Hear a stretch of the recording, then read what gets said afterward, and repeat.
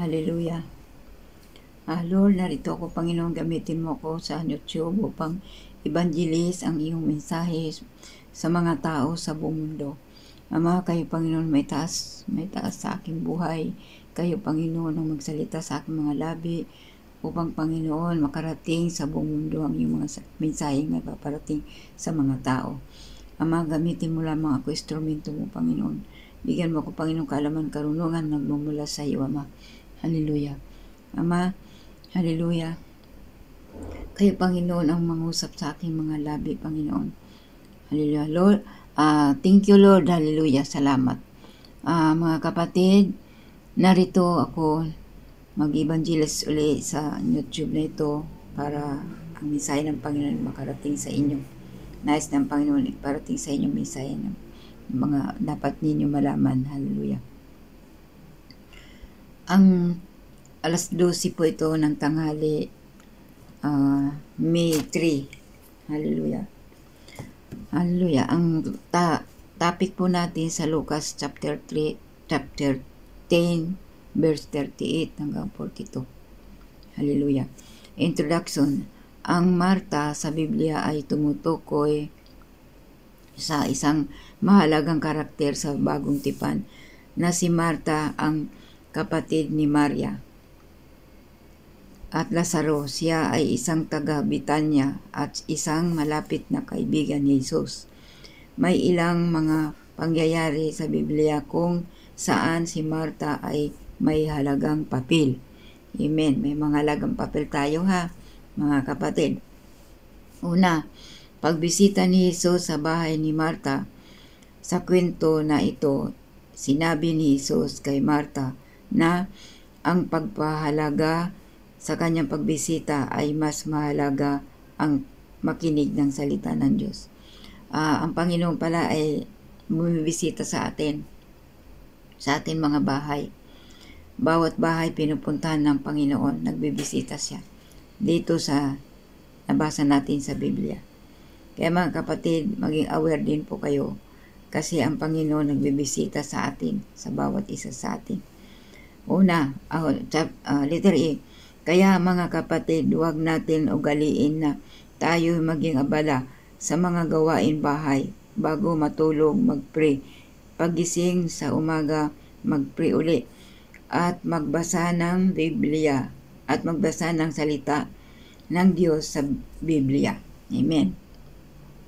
Ugaliin natin mga kapatid nga pagising na sa umaga, mag-pray. Bago matulog, mag-pray.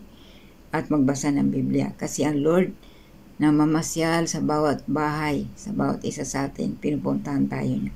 Tinitingnan tayo kung tayo po ay nag-pray, nagbabasa ng Biblia.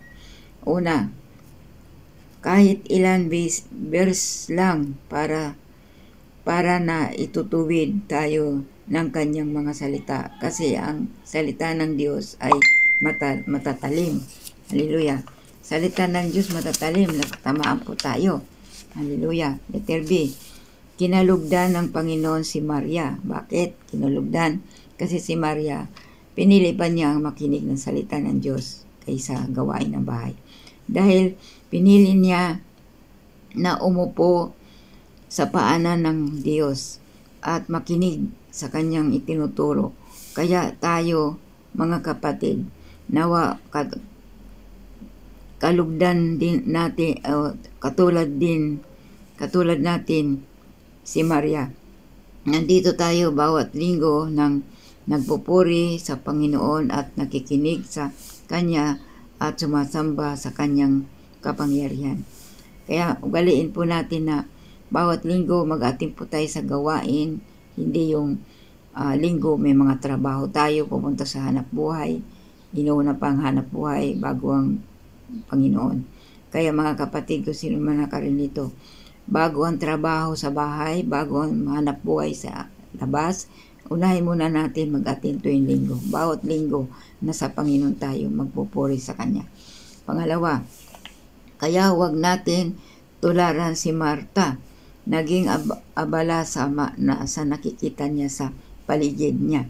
At si Marta lumapit kay Jesus. Wika niya, Panginoon, sabihin nga po ninyo sa kapatid ko na tulungan naman ako. Ba, inutusan pa ni Marta ang Panginoon. Sabi ni Marta, bawasan niyo sa Biblia. Sabi ni Marta, Panginoon, sabihin nga po ninyo sa aking kapatid na tulungan naman ako. Sabi niya, tulungan daw. Gusto ni Marta, hindi makinig sa Panginoon. Gusto niya tulungan siya. Kasi maraming bisita noon. Maraming bisita noon sa bahay nila. Amen. Purihin po ang Panginoon. Kaya ugaliin po natin mga kapatid, huwag tayong maging abala sa mga gawaing bahay, kung ano nakikita natin sa paligid. Huwag natin titingnan ang Panginoon na unahin natin sa ating mga buhay. Amen. Una, ang sabi doon, nirebuke siya ng Panginoon, Marta, Marta, naliligalig ka at abalang-abala sa maraming bagay. Pero si Maria, pinili niya ang lalong mabuti at hindi ito aalisin sa kanya. Yan. Rinibyok ng Panginoon si Marta. Bakit? Kasi nakikita ng Panginoon abalang-abala sa paligid, abalang-abala sa gawain, lalo na yung mga may hanap buhay, hindi mag-attend sa gawain, hindi mag-church, hindi magpuri sa Panginoon, o inuuna pa yung trabaho. At kinalugdan ng Panginoon si Maria kaysa kay Marta.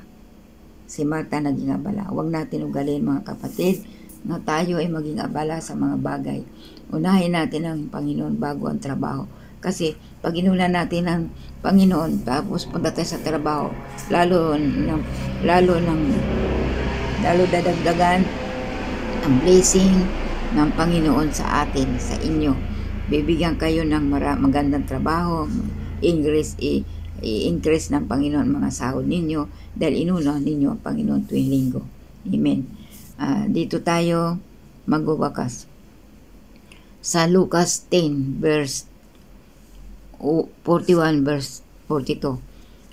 Number 1, alam nyo mga kapatid, maraming mga Kristiyano ngayon sila'y naliligalig at abalang-abala sa nakikita nila sa paligid. Kaya pinapakita dito sa nabasa natin na si Marta ay mahal ng Panginoon. Kaya sinabihan siya ito. Hallelujah. Kahit ganun po tayo, mahal pa rin tayo ng Panginoon. Kahit rinibyok tayo, kahit nakikita ng Panginoon na busy tayo, pero mahal tayo ng Panginoon. Ayaw lang ng Panginoon na unahin ang mga bagay sa paligid. Dapat ang gusto ng Panginoon, unahin muna siya bago ang lahat. Hallelujah. Mahal tayo ng Panginoon. Bagaman si Maria ay kinalugdan ng Panginoon, pero mahal din tayo ng Panginoon. Hallelujah. Number 3. Kaya ganun din tayo, pag mahal natin ang ating kapwa, pag nagkakamali sila na kapag salita sila ng masama sa kanilang kapwa at nakakasakit sa damdamin ng iba, kausapin natin sila at payuhan dahil mahal natin sila sa Panginoon. Yan. Kung halimbawa mayroon tayo mga kaibigan, mga kakilala, mga kasama sa church, halimbawa nagkakamali sila sa pananalita sa kanilang kapwa, nakakasira ng damdamin, nakakasira ng pagkatao ng kanilang kapwa, rebukin natin sila, kausapin natin sila dahil mahal natin sila. Katulad ng ginawa ng Panginoon kay Marta. Dahil mahal siya ng Panginoon, rinibuke siya. Ngayon, tayo din, mag-rebuke tayo kung mayroon tayo naririnig ng mga salitang hindi kanais-nais, hindi kalugod-lugod sa ating Panginoon. Hallelujah. Kaya mga kapatid, dahil mahal natin sila, hallelujah, pagsabihan natin sila, hallelujah. Glory to God. At tapos, ito pa, number 3, hallelujah. Kaya ganun din tayo, pag mahal natin ang ating kapwa, pag nagkakamali sila na kapag salita sila ng masama sa kapwa at nakakasakit sa damdamin ng iba, kausapin natin sila at payuhan dahil mahal natin sila sa Panginoon. Yan, mahal natin. Hallelujah. Kaya huwag tayong mahiya kausapin natin ng mga kapatid natin. Kahit saan, basta kapag salita silang hindi maganda, kausapin natin sila. Dahil mahal natin sila. Amen. Number 4. Ang karakter ni Marta sa Biblia ay nagpapakita ng kanyang pagmamahal, paglilingkod, at pagtitiwala kay Jesus. Hallelujah, hallelujah. Si Marta, may karakter din siya na naglilingkod din siya sa Panginoon. Kahit naging busy siya sa mga bagay sa paligid niya, mahal din niya ang Panginoon. Pero naging abala siya sa mga bagay na nakikita niya sa paligid. Ang nais ng Panginoon, unahin muna siya sa kanyang kaharian, sa kanyang church, sa hinahawakan ng mga pastor na church na doon nagtitipo ng mga lingkod niya at magpupuri sa ating Panginoon.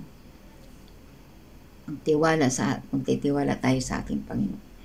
Number 1, mga kapatid sa buong mundo, kung sino man ang nakarinig nitong mensahe ng Diyos sa inyo bago ang lahat, unahin ninyo ang Panginoon. Paglinggo, mag-attend sa church bago pumunta sa trabaho. Mag-pray muna.